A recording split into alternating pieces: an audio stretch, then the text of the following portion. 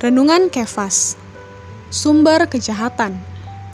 Di dalam Roma pasal 1 ayat 18 dikatakan, sebab murka Allah dinyatakan dari surga atas segala kefasikan dan kelaliman manusia, yang menindas kebenaran dengan kelaliman. Surat Roma mewahyukan bahwa penghukuman sudah dijatuhkan ke atas seluruh umat manusia pada umumnya. Kemudian perhatiannya diarahkan kepada dua golongan manusia, yaitu golongan manusia yang merasa dirinya benar, berbudaya, dan golongan agamawan. Akhirnya seluruh dunia ini tergiring ke bawah penghukuman. Tidak peduli kita baik atau jahat, agamawi atau tidak, kita telah berada di bawah penghukuman Allah. Meskipun kita tidak ingin berputar terus dalam hal penghukuman, ada dua hal penting yang bersangkutan dengan ini yang perlu kita bahas.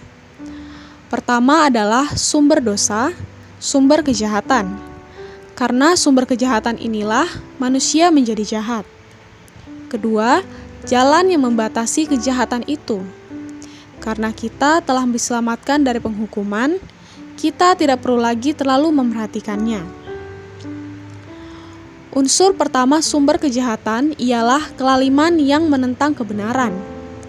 Apakah kebenaran itu?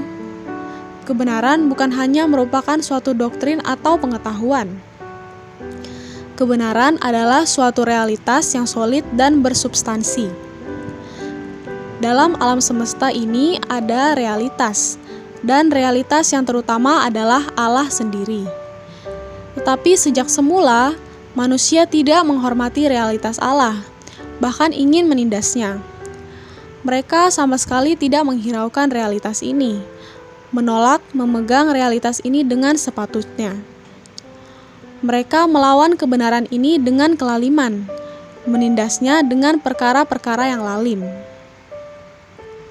Sobat Kefas, kita perlu menyadari bahwa memuliakan Allah, bersyukur, menyembah dan melayani Dia itu sangatlah penting. Misalkan Anda memiliki sifat buruk, budi pekerti yang buruk, dan memalukan. Meskipun Anda telah berusaha menindasnya, Anda tidak pernah berhasil. Namun, jika Anda terus-menerus memuji dan bersyukur kepadanya, niscaya Anda memperoleh jalan yang terbaik untuk melepaskan diri dari sifat buruk itu. Terang hari ini, yang pertama, tidak peduli kita baik atau jahat, agamawi atau tidak, kita telah berada di bawah penghukuman Allah. Yang kedua, kita perlu menyadari bahwa memuliakan Allah, bersyukur, menyembah dan melayani Dia itu sangatlah penting.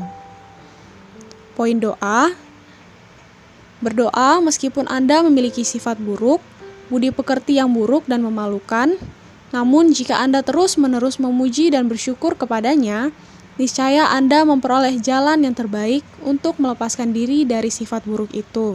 Amin. Tuhan Yesus memberkati.